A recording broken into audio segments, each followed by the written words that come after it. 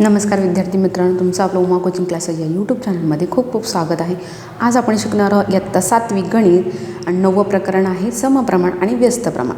त्याआधी आपण जाणून घेऊया समप्रमाण म्हणजे काय. चला बघा, तुम्हाला बोर्डवर एक सारणी दिसते, ठीक आहे. इथे लिहिले खडूंची संख्या आणि इथे लिहिले खडूंची किंमत. बघा, खडूंची संख्या आहे 5 आणि त्याची किंमत आहे 2. बघा, तुम्हाला इथे खडूंची संख्या वाढत चालली आहे आणि इथे खडूंची संख्या पण किंमतसुद्धा वाढत चाललेली आहे. म्हणजे जशी संख्या वाढते तशी किंमतही वाढते, ठीक आहे. आता बघा, जशी संख्या आणि किंमत वाढते म्हणजे दोन्हीकडे काय होते, वाढ होते, त्यालाच आपण म्हणतो समप्रमाण, ठीक आहे. पण अजून एक विचारात घ्यायचं झालं तर बघा, समप्रमाण अजून एक पद्धतीने सांगू शकतो. जसं की आता 5/2 काय आहे, 5/2 यांचं गुणोत्तर काय येणार आहे, 5/2. कारण की ह्याला कोणीच कशाचाच भाग जात नाही आहे, कारण की 5 हा काय, 5 ही मूळ संख्या आहे. आणि ठीक आहे, चला आता 10/4 10/4ला कशाने भागल्यावर आपल्याला 5/2 येईल हे बघायचं, ठीक आहे. 10/4ला आपण कशाने भागल्यावर आपल्याला 5/2 येईल. बघा, 2नी भागला, काय घेतलं, 2नी भागलं. बेदुने 4, बेपंचे 10 आलं का गुणोत्तर असेल 5/2 5/2, ठीक आहे. बघा, आता आपण सगळ्यांचं करून बघूया म्हणजे तुमच्या लक्षात येईल. छान, ठीक आहे. 25/10 बघा, 25/10 ला कशाने भागल्यावर तुम्हाला 5/2 येणार आहे. बघा, 5ने जर भागलं, काय केलं, 5ने अंशाला छेदाला समान अंकाने भागायचं असं शिकलो आहोत आपण, ठीक आहे ना. चला, 5×5 25, 5×2 10. आता भागाकार येणं खूप महत्त्वाचं आहे. तुम्ही 7वीला आहात, तुम्हाला भागाकार आलाच पाहिजे, ठीक आहे. चला, 30/12 आता 30ला आणि 12ला कशाने भागल्यावर तुम्हाला 5/2 येईल. आता 30ला कशाने भागल्या, 5 नंबरला आपल्याला 30 आला पाहिजे. काय आला पाहिजे, 30. म्हणजे आपण 6ने भागलं. बघा, 6×5 हो की नाही, आणि 6×2 12. बघा, ह्यांचं गुणोत्तर काय आलेलं आहे, समान आलेलं आहे. 5/2 5/2 5/2 5/2 गुणोत्तर समान आलेलं आहे. आणि जशी संख्या वाढते तशी त्यांची किंमतसुद्धा वाढत चाललेली आहे, हो की नाही. त्यालाच आपण म्हणतो समप्रमाण. आता आपण उदाहरण एक एक घेऊन त्यांची उत्तरं बघूया. बघा, पहिला प्रश्न आहे, 7 किलोग्राम कांदे 140 रुपयांना तर 12 किलोग्राम कांदे किती रुपयांना मिळतील. बघा, आता आपण सारणी शिकलो पहिली, हो की नाही. आता ह्या सारणीमध्ये टाकण्याचा आपण प्रयत्न करू. काय करू, सारणी तयार करू. बघा, पहिल्यांदा कांदे म्हणजे कांद्याचे वजन लिहू. कांद्याचे वजन छेद काय येणार आहे, कांद्याची किंमत,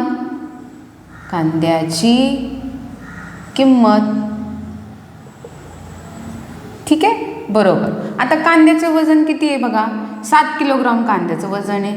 ते किती रुपयाला आहे, 140 रुपयांना आहे, ठीक आहे. तर आता किती किलो कांद्याचे काढायचे, 12 किलो कांद्याचे काढतात. म्हणजे 12 किलो कांद्याचं वजन आहे म्हणून वजनामध्ये लिहिलं.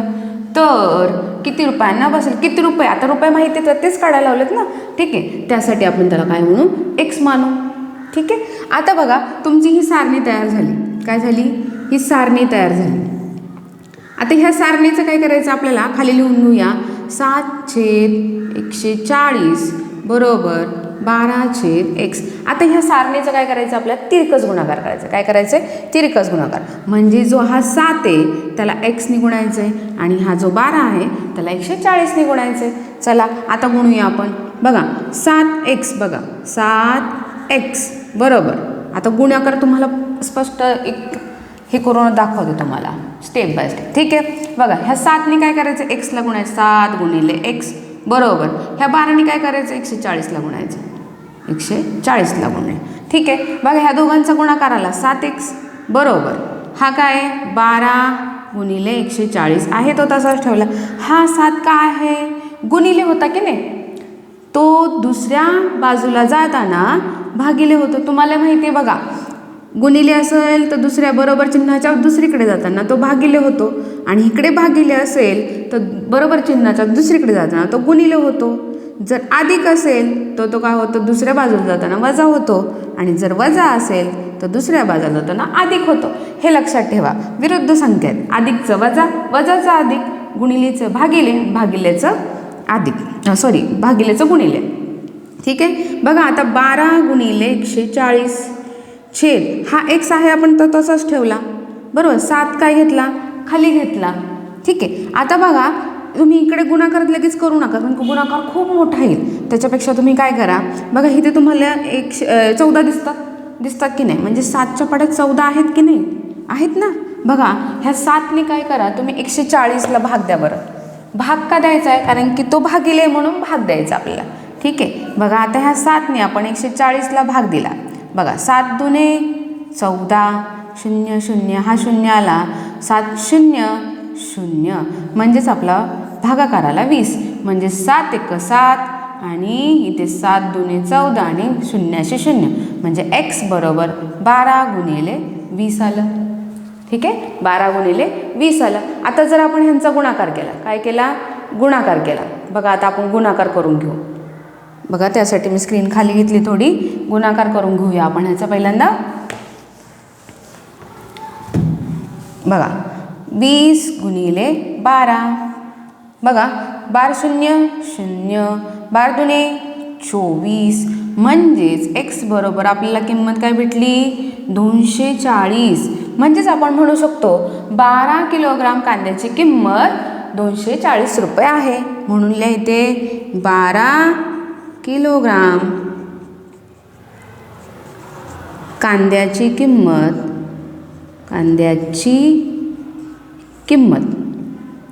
किती आहे, 240 रुपये आहे.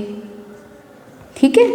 आता बघा ही एक पद्धत पहिली आहे. मी अजून एक तुम्हाला दुसरी पद्धत शिकवणार आहे. बघा दुसरी पद्धत ह्याच्यामध्येच बघा तुम्हाला ही पट्टी का ती पट्टी बघा तुम्हाला, कारण की मी सोप्या पद्धतीने अजून एक तुम्हाला करून दाखवणार आहे. बघा 7 किलो कांदे 140 रुपयांना आहे. बरोबर. किती आहे, 140 रुपये. तर 12 किलोग्राम कांदे किती रुपयांना, तर तुम्हाला पहिल्यांदा 1 किलो कांद्याची किंमत तरी कळली पाहिजे की नाही, हो की नाही. त्यासाठी काय करणार आहात तुम्ही, 7 आणि 140 यांचा काय करणार आहात, भागाकार करणार आहात. काय करणार आहात, भागाकार.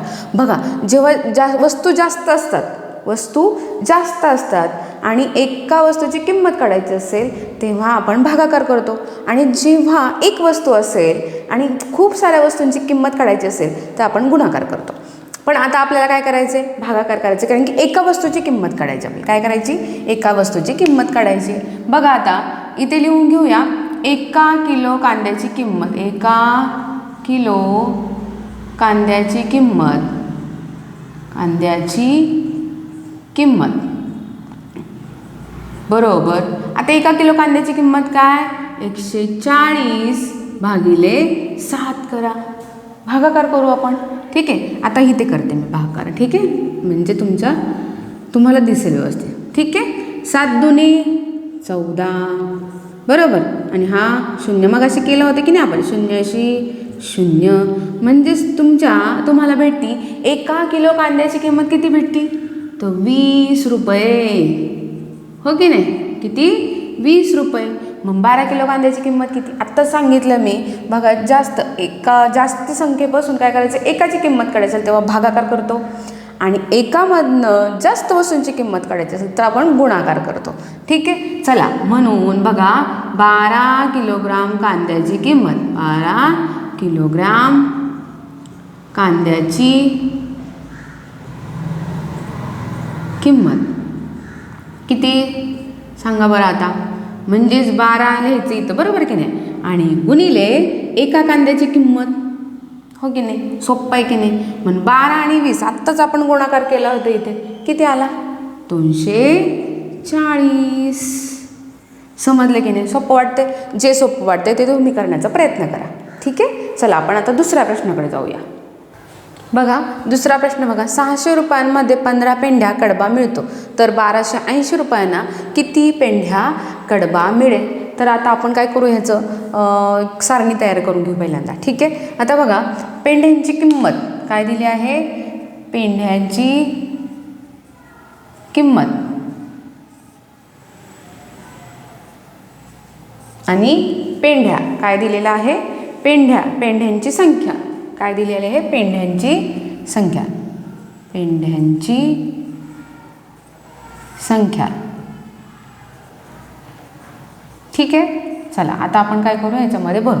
बघा पेंढ्यांची किंमत किती आहे, 600 रुपये. 600 रुपये किंमत असताना आपल्याला किती पेंढ्या कडबा मिळतो, 15. बरोबर की नाही. तर काय सांगितलं, तर 1280 रुपयांना, किती, 1280 रुपयांना किती पेंढ्या कडबा मिळेल, तर आपण काय म्हणू, एक्स मानू, हो की नाही. चला आता आपण काय करू, समीकरणात मांडून देऊ. बघा 600/15 बरोबर 1280/x. आता तुम्हाला माहिती आहे काय करायचं आहे, तिरकस गुणाकार केला. बघा 600नी काय करू, एक्सला गुणू, आणि 15नी काय करू, 1280ला गुणू, म्हणजे 600 गुणिले एक्स बरोबर 1280 गुणिले 15. आता मी सांगितलं होतं की नाही, गुणिले चिन्ह असेल इकडे असेल तर दुसऱ्या बाजूला जाताना काय होतं त्याचं, बघा आपल्याला एक्सची किंमत काढायची म्हणून हा एक्स आहे ना तो तसंच ठेवू आपण इथं, बरोबर की नाही. हा 1280 गुणिले 15 भागिले, म्हणजेच आता गुणिले म्हणून तो काय होणार, भागिले 600. ठीक आहे. आता बघा, आता जर आपण पुढे केलं, बघा हे परत वरती लिहून घेते म्हणजे व्यवस्थित मांडता येईल. 1280 गुणिले 15/600. ठीक आहे. बघा तुम्हाला इथे एक अंशाचा एक शून्य दिसतो आणि छेदाचं शून्य, दोन्ही घालवायचे. अंशाचे घालवायचे नाही किंवा छेदाचे घालवायचे नाही, आपल्याला अंश आणि छेद ह्याचेच घालवता येतात. ठीक आहे. आता आपल्याकडे काय उरले, 128. किती, 128 गुणिले 15/60. बघा 15च्या पाड्यात तुम्हाला 60 आहे का, आहेत ना. 15 × 15, 15 चोक 60. पाढे पाहिजेत, पाढे हे की नाही. मग 15 × 15, 15 चोक 60, 4 आला खाली. उरले किती वरती, 128 गुणिले 1, हा 1 आहे ना इथे, छेद 4. आता ह्या दोघांचा गुणाकार केला तर बिघडणार आहे का, तो तीच किंमत येणार आहे. म्हणून लिहा x बरोबर 128/4. आता 4ने 128ला भागा. बघा 4ने आपण काय केलं, 128ला भागू. 4 त्रिक 12, 0 0 वरतून घेतला 8, 4 दुने 8. समजला का. म्हणजेच एक्सची किंमत आपल्याला मिळाली 32. शून्य घ्यायचं नाही, ही बाकी आणि हा असतो भागाकार, नाही तर खाली म्हणतो शून्य, कळलं का. भागाकाराची किंमत घ्यायची 32. ठीक आहे. म्हणजेच आपण काय म्हणू शकतो, तर 1280 रुपयांना किती पेंढ्या कडबा मिळाला, तर 32 पेंढ्या कडबा मिळाला. म्हणून लिहा 1280 रुपयांना 32 पेंढ्या कडबा मिळाला. ठीक आहे, समजलं. चला आता आपण दुसऱ्या प्रश्नाकडे जाऊया. बघा तिसरा प्रश्न आहे, दररोज 13 किलोग्राम 500 ग्रॅम पूरक खुराक 9 गायींना पुरतो, त्याच प्रमाणात 12 गायींना किती खुराक लागेल. आता इथे थोडासा विचार करायचा बरं का, म्हणजे प्रत्येक प्रश्नात करायचा. बघा आता 13 किलोग्राम 500 ग्रॅम पूरक खुराक 9 गायींना पुरतो, हे की नाही. 9 गायींना एवढा खुराक पुरतो, तर 12 गायींना किती, म्हणजे 12 गायींना खुराक पुरायचा असेल तर थोडा जास्त लागेल की नाही. कारण की 13 किलोग्राम 500 ग्राम हे फक्त 9 गायींना पुरतो. 13 किलोग्राम 12 गायींना किती लागेल, जास्त लागेल की नाही, हो की नाही. चला आता मग आपण काय करूया, हे समप्रमाणात मिळतं बघा. कारण की गायींची संख्या जशी वाढते तशी खुराकाची संख्या वाढते. आणि बघा आता आपण समीकरणात मांडण्याचा प्रयत्न करू. त्याला पहिल्यांदा काय करू, सारणी तयार करू. बघा 13 किलोग्राम म्हणजे गायींची काय लिहायची आपल्याला पहिल्यांदा, बघा गायींची संख्या लिहू पहिल्यांदा आपण. गायींची संख्या छेद त्याला काय म्हणतात, पूरक खुराक किंवा असं पण लिहा, गायींना पुरेल असा खुराक. ठीक आहे. बघा गायींची संख्या 9 असेल, किती असेल, 9 असेल, तर त्यांना किती किलोग्राम खुराक पडतो, 13 किलोग्राम 500 ग्राम. ठीक आहे. तर 12 गायींना किती खुराक लागेल? खुराक म्हणून इथे एक्स मांडलं. पहिल्यांदा आपण काय करू बघा, इथे किलोग्राम आहे, ग्राम आहे, ह्यांना सगळ्यांना ग्राममध्ये पहिल्यांदा काय करू आपण, त्यांची समान करून घेऊया. बघा 1 किलोग्राम किती? 1 किलोग्राम म्हणजेच किती? 1000 ग्राम. हो की नाही? 1000 ग्राम म्हणजे 13 किलोग्राम म्हणजेच किती? 13 किलोग्राम म्हणजेच आपण काय म्हणतो, 13 गुणिले 1000 म्हणजेच 13,000. हो की नाही? 13,000. आणि वरचे जे ग्राम आहेत ते काय लिहू आपण, त्यांची बेरीज करू म्हणजेच 13,500 ग्रॅम. किती? 13,500 ग्रॅम. चला आता आपण ह्यांचं समीकरण तयार केले आपण. आता आपण त्याला व्यवस्थित मांडून घेऊ. बघा समीकरण बघा, 9 गायींना आपल्याला किती ग्रॅम लागते? 13,500 ग्रॅम लागते. ठीक आहे. तर 12 किलोग्राम गायींना किती? हे आपलं समीकरण तयार झालं. चला आता आपण काय करणार आहोत, तिरकस गुणाकार. म्हणजे 9नी कोणाला गुणायचे? एक्सला. आणि 12नी कोणाला गुणायचे? 13,500ला गुणू आपण. चला बघा आता समीकरणात मांडून घेऊ आपण. बघा 9 गुणिले एक्स बरोबर ह्या 12नी काय करायचं, 13,500ला आपण गुणू. 12नी 13,500ला आपण गुणूया. ठीक आहे. आता बघा इथे 9 काय गुणिले, तिकडे गेल्यावर काय होणार, भागिले. हा एक्स आहे तो तसाच ठेवला आपण. 12 गुणिले 13,500 छेद 9. आता काय करूया आपण, बघा 9नी काय करू, पहिल्यांदा 13,500ला आपण भागूया. 9नी काय करू, 13,500ला भागूया. 13,500 9नी. 9 एक 9, 13तनं 9 गेले, 4 उरले, वरतून घेतला 5, 9 5 45 आणि 0. हे 2 शून्य आहे तसेच आपण वरती लिहा, कारण की 9 0 0 9 0 0 म्हणजेच किती आलं, 1500. म्हणजे एक्स बरोबर 12 गुणिले 1500. बघा 9 एक 9 आणि मग इथं 1500. ठीक आहे. बघा आता ह्यांचा गुणाकार करूया आपण. काय करूया, गुणाकार. बघा 1500 गुणिले 12, 12 0 0, 12 0 0, 12 पंचे 60, वरती आले 6 हातचे, 12 एक 12, 12 6 18 म्हणजेच 18,000. म्हणजे एक्स काय आला, 18,000 किलोग्राम म्हणू शकतो आपण. काय म्हणतो, किलोग्राम.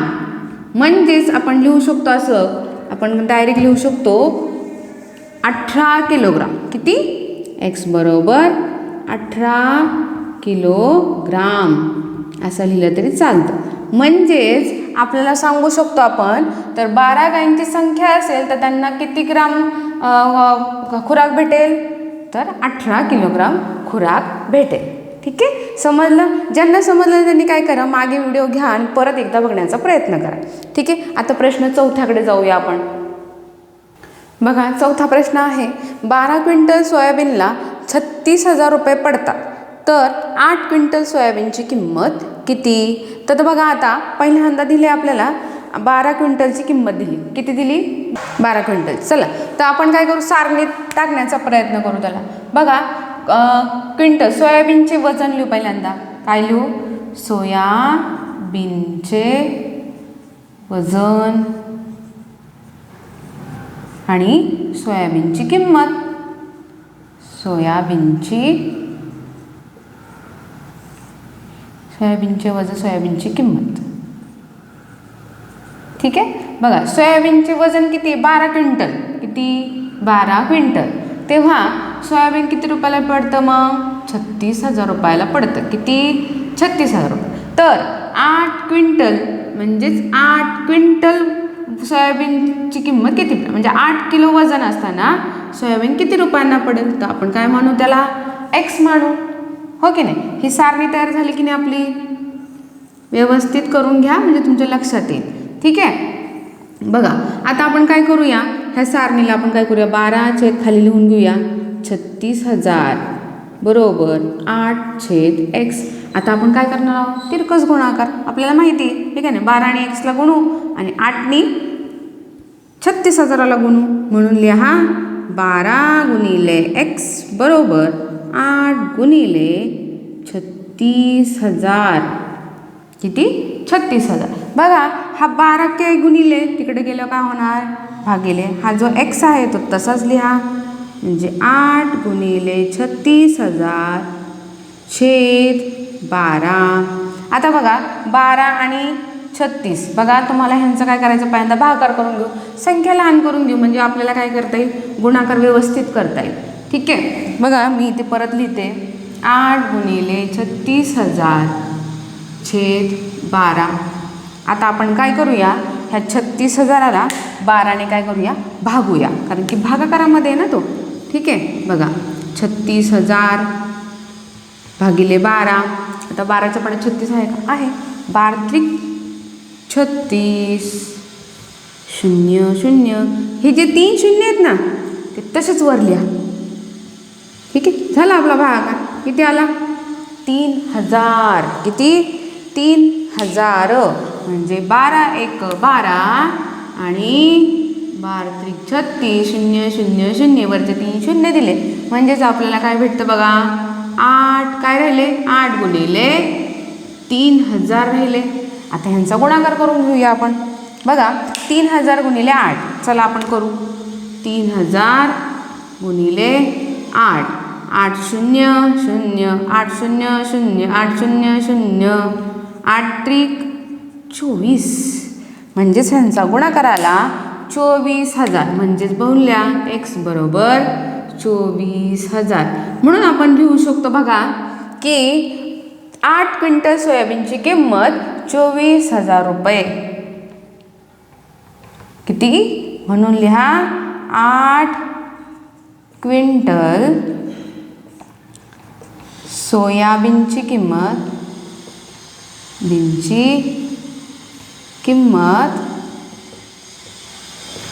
24,000 रुपये. ठीक आहे. समजलं. बघा व्हिडिओ जरा पॉज करून बघत चला, म्हणजे तुमच्या लक्षात येईल आपण गुणाकार कसा केला, भागाकार कसा केलेला आहे तो. ठीक आहे. चला आता शेवटच्या प्रश्नाकडे जाऊया. बघा शेवटचा प्रश्न बघा, 2 मोबाईलची किंमत 16,000 रुपये आहे. असे 13 मोबाईल खरेदी केले तर एकूण किती रुपये लागतील. बघा 2 मोबाईलची किंमत 16,000 रुपये. आता 2 मोबाईलची किंमत 16,000 आहे, म्हणजे 13 मोबाईलची किंमत वाढणार आहे की नाही. म्हणजेच जशी मोबाईलची संख्या वाढते तशी काय होते, त्याची किंमत पण वाढत जाते, म्हणून हे समप्रमाणात मोडतं. म्हणून आता आपण लिहूया, त्याचं सारणी तयार करूया. ठीक आहे. मोबाईलची किंमत पहिल्यांदा लिहू, नाही मोबाईल संख्या लिहू पहिल्यांदा. मोबाईलची संख्या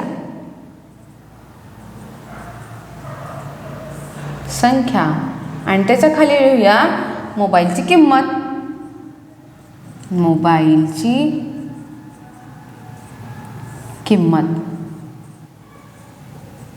ठीक आहे.